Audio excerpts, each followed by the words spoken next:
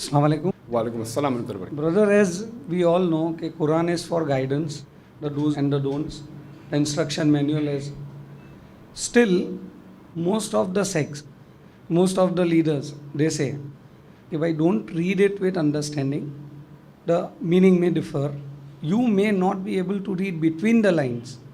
This is what is Zahir. The Batil meaning is not for you, vagera vagera. So, I want your reply in brief. What can be the reason why they are stopping people to read with meaning? He was asked a very good question, and he says he wants my reply in brief that many of the religious leaders, especially the Muslims of different groups, of different organizations, of different sects, they say you should not read the Quran with understanding. There's a hidden meaning, and there is meaning which is just on the face of it. You do not know the hidden meaning, therefore you should not read. And the reply of this, in brief, I've given a talk, Al-Quran, should it be read with understanding, with a question and answer session, which is approximately 3 hours. The Covert went for 3.5 hours, but to make it 3 hours, we cut some of the questions, to make it compact, to make it within 3 hours. That will be in brief.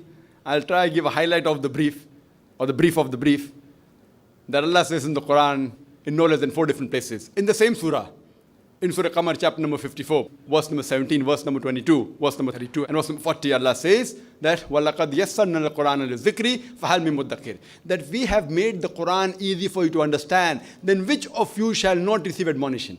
We have made the Quran easy for you to memorize. So when Allah says we have made the Quran easy for you to understand, who will not receive admonition?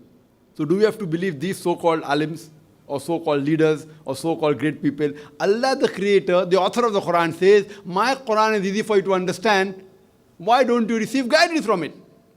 So should we follow Allah, or should we follow these leaders? Allah subhanahu wa ta'ala also says, Allah says in Surah Al-Imran, chapter number 3, verse number 7, that some of the verses of the Quran have got established meanings. Some have got meanings which are difficult to understand. But if you analyze that most of the verses of the Quran, they're simple. For example, Qul huwallahu ahad. Say He's Allah one and only. Now what commentary do you require? Do you require commentary on this? Say that Allah is one and only.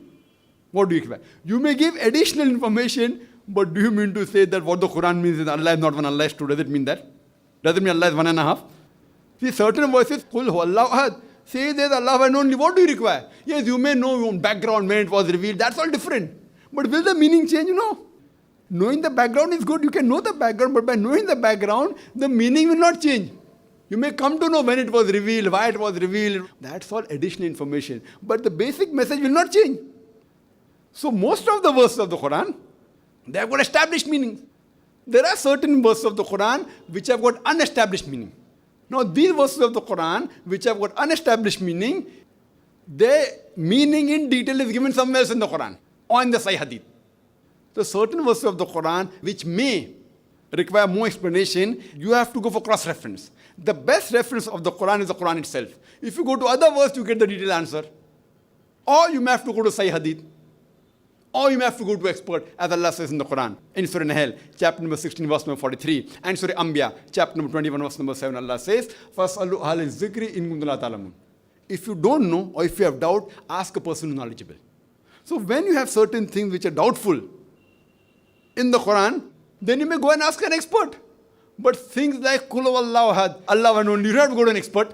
While reading the translation of the Quran, if you come across certain things which you may feel have got multiple meanings, then you can go to a specialist. And this is a small percentage.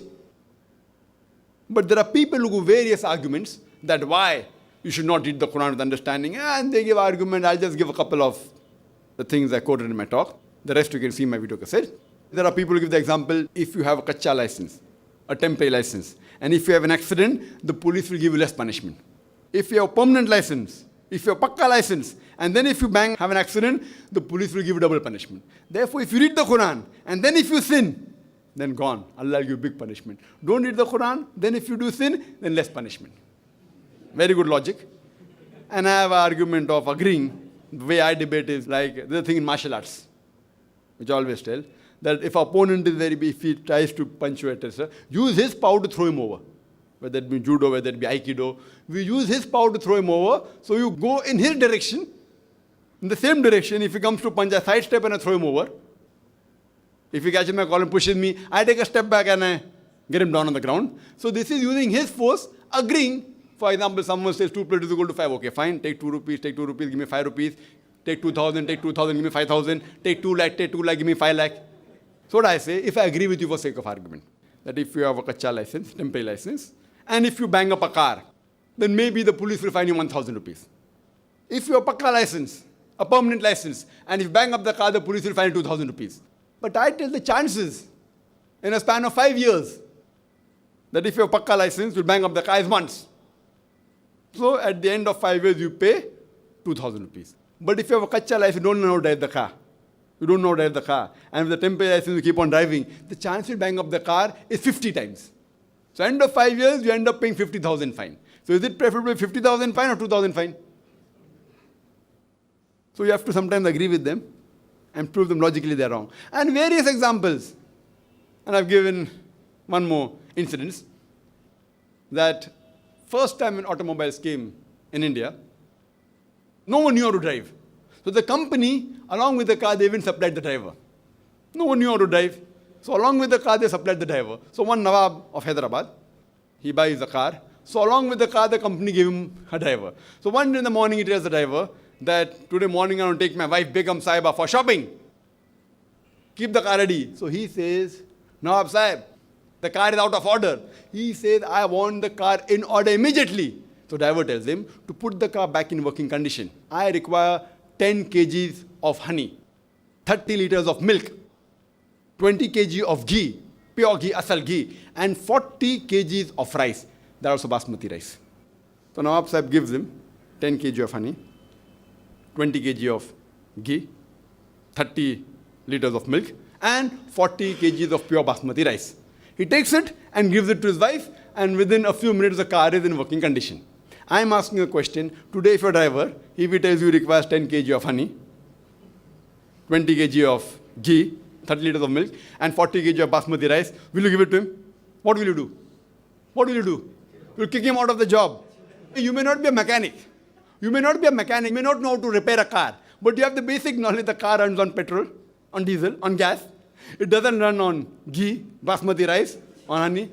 So even though you're not a mechanic, you have the basic knowledge of a car. You may not know how to drive. So similarly, you may not be a scholar of the Quran, but if every Muslim has the basic knowledge of the Quran, no alim will take you for a ride.